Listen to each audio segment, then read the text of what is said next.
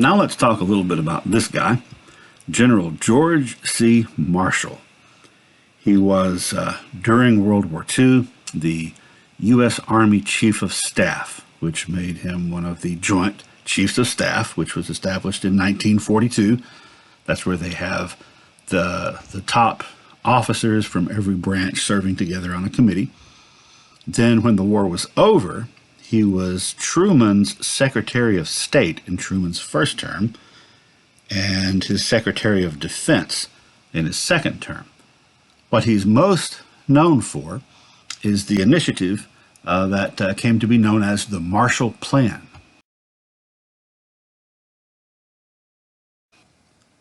The Marshall Plan was a European recovery plan. Now, many of the major cities of the countries throughout Europe had been bombed to rubble.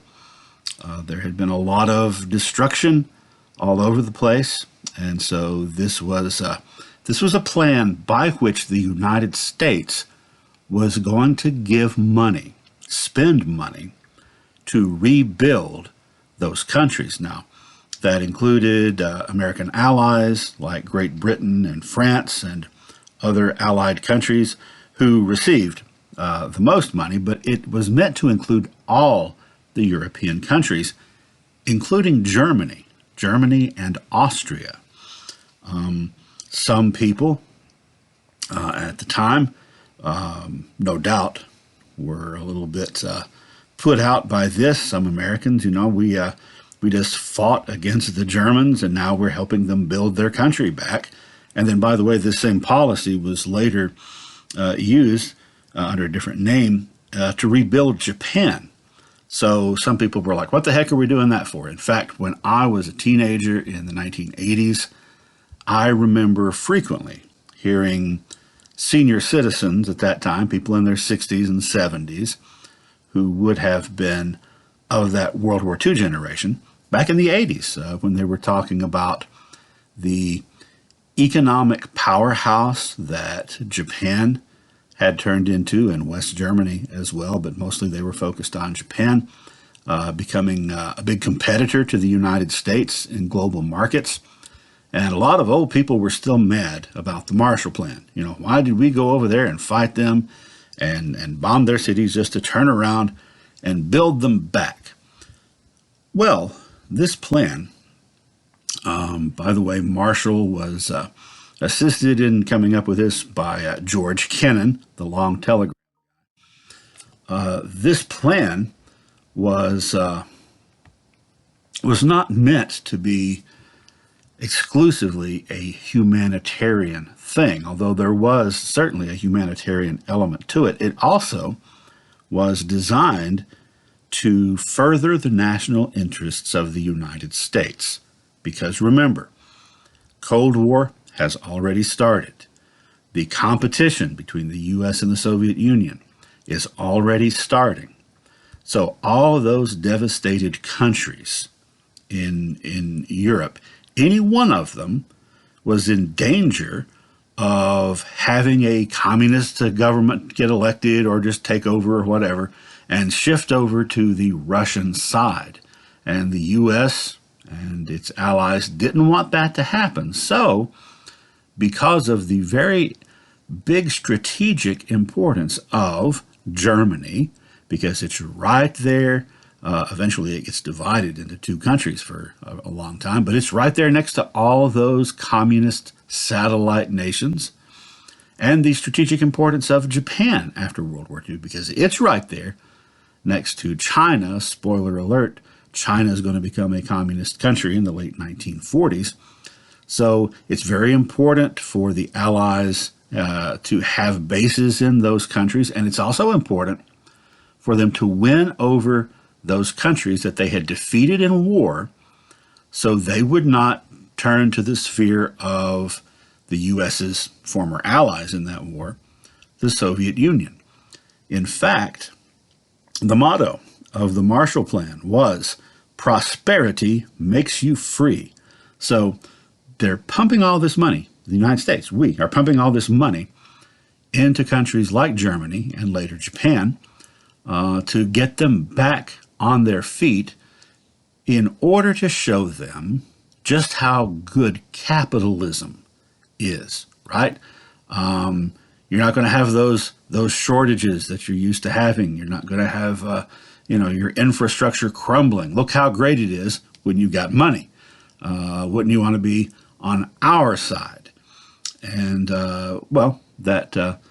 that went a long way. So folks in the U.S. who were upset about this approach were actually, that they were upset for patriotic reasons, but they were being a little short-sighted. Plus, everything had shifted.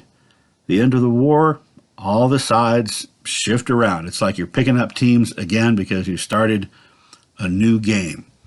So the Marshall Plan was in fact very effective. Now, the Soviet Union, which is partly in Europe, qualified for some of that money, but they refused to take any, and they ordered those satellite countries like Romania, Hungary, Czechoslovakia, they ordered them not to take any either, right? Because they saw what the game was. So no, you're not going to take their money. And most of those satellite countries went along with what Russia wanted, except Yugoslavia. This is where Yugoslavia started having the big fallout with Russia, because they actually wanted some of that recovery money. And so they broke with Russia, and then they got some. Even though they were a communist country and pretty well were isolationist and kind of stuck to themselves. Remember, at the end of the war, Germany had been divided into 4 zones of influence, divided among the 4 main Allied countries: U.S., Great Britain, Soviet Union, and France. And here in the map, of course, there's the one little area there, the Saar Protectorate, that was semi-independent. Well, both sides, which is to say the Soviet side and the Western Bloc side, which is the other 3, both sides initially would have preferred coming out of this with a unified Germany, but each one wanted that unified Germany to be on their side, right? Well, the Soviets are occupying this area in the northeast, where the capital of Berlin is, and in Berlin it's also divided among those 4 countries. So it's right there smack dab in the middle of the red. What happened was that the British and Americans and French would send supplies to their people in Berlin in their respective sectors by road or by rail. There was one railway that the Soviets allowed into their area that covered both spots. Well, the Marshall Plan is underway, and the U.S. and its allies are spending a lot of money. Well, the U.S. is spending money in the western part of Germany, in the U.S. occupied area, and the British and the French, but not in the Soviet occupied, because remember, the Soviets turned down any of that Marshall Plan assistance, in large part because remember what the ulterior motive was for the Marshall Plan was to show people in these occupied areas, formerly occupied areas, that the Western way, the capitalist way, was better, and they were going to kind of show that, demonstrate that by pumping up their economy and making things financially, economically better. And the Soviets didn't want that to happen, because if all this Western money starts coming in, then the people in their zone are not going to want to be in their zone. They're not going to want to have a communist government, which is what the Soviets wanted to set up there. And that includes the people of Berlin. They didn't want the people of Berlin to be able to do this, because people who were in Berlin, and occupied as it was by these four countries, a lot of them didn't like living on the Soviet side of town, because the economy was a lot worse. Opportunities were a lot fewer. So more and more people moved over to the other side of town, so they would be under the jurisdiction of the Americans, British and French. Well, this all kind of came to a head in late spring 1948, when the U.S., British, and French coordinated to set up a different economic system in their three sectors. They basically financially unified their three sectors. They replaced the old form of currency, the Reichsmark, with a new one called the Deutschmark that, wasn't as prone to inflation, because the Soviets had printed up a bunch of those Reichsmarks and distributed them so that the money was worth less. Soviets didn't want this new money coming into Berlin. So they instituted what has become known as the Berlin Blockade. Essentially, they closed down the roads and the one rail line that came into their sector and would not allow the other allies in to supply their own people in Berlin. That is, the people living in Berlin, German citizens. Well, I guess there was such a thing as a German citizen at this point, because no one knew what Germany was going to be. But the German people, as well as the Americans and British and French soldiers and administrators. So the Russians wouldn't let them bring in supplies, which was going to really wreak havoc on that side of town. And this sort of dragged on for a while. So, since they couldn't get the supplies, including this new form of money, but also food, medical supplies, and so forth, since they couldn't get it to their sectors in Berlin by ground, the U.S. and Britain decided to get it to them by air. The Great Berlin Airlift, it was called, in which British and American planes flew over East Germany, flew over Berlin, and just dropped the stuff that people needed. Dropped food, medical supplies, and so forth. And this went on for months. Now, the Russians didn't try to stop the air travel, because how could they, right? The plane is in the air. It's not like a car that you can stop at the border and say, okay, stop right there. The plane is in the air. The only way to get the plane out of the air against the will of the pilot would be to shoot it down. And they didn't want to do that, because that would have resulted in full-scale war between Russia and the United States and Britain. They weren't ready to go that far. So the planes came through, and they made many trips and dropped a whole lot of stuff over a period of several months. Finally, after about a year, the Soviets lifted the blockade and allowed things to get in by ground. But it had reached the point that the Americans and British were actually bringing more stuff by airplane than they had been bringing before by train or by truck or whatever.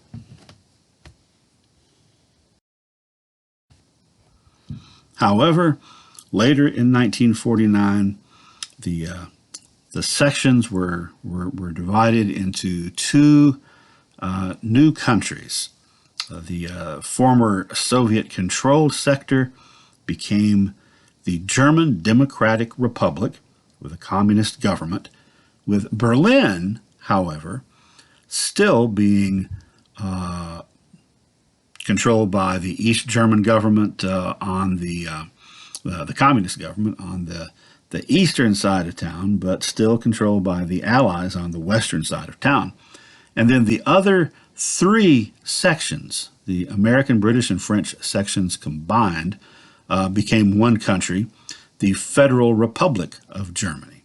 So German Democratic Republic, or GDR, and the Federal Republic of Germany, most frequently known informally as West Germany and East Germany. And you'll see the little purple area there. That's that Saar protectorate that had been kind of semi-independent, and it remained so for a few years, but in the mid-50s, it joined West Germany and became a part of West Germany. So this was the situation from 1949 until the end of the Cold War, when Germany was reunified into one country again in 1990. Now, there in Berlin, the problem continued, problem for the communist government, of people not wanting to live under the communist government and trying to get across town to the American, British, French controlled side. And there were checkpoints set up, there were armed guards, but people still slipped through until finally in 1961, a wall was built, the Berlin Wall, that cut the city in half and made it a whole lot more difficult to defect to the west by getting over to the western part of town. East Germany, of course, although it was theoretically now an independent country, had become another one of those satellite states controlled by the Soviet Union. And then on August the 29th, 1949, everything changed. Everything changed because on that day the Soviet Union exploded their first test atomic bomb. Almost exactly 4 years after the United States had dropped those two bombs on Japan. So during that 4 years, the U.S. and the Soviet Union were starting to get involved in this sort of competition, but the United States of America was the only country in the world that had atomic weapons.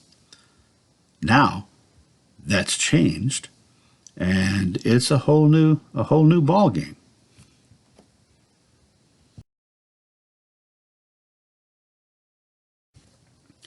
And so, by the end of the 1940s, you had two atomic powers, each one heading up a federation of countries, with NATO, North American Treaty Organization, which was founded there toward the end of the Berlin blockade in April 1949, and then the Soviets and their various satellite states, initially as part of Comecon, and then that was replaced in 1955 by the Warsaw Pact. So, for the most part, sides are chosen between the two principal players, although the real question is going to be, what about all the other countries that aren't a part of either of these alliances?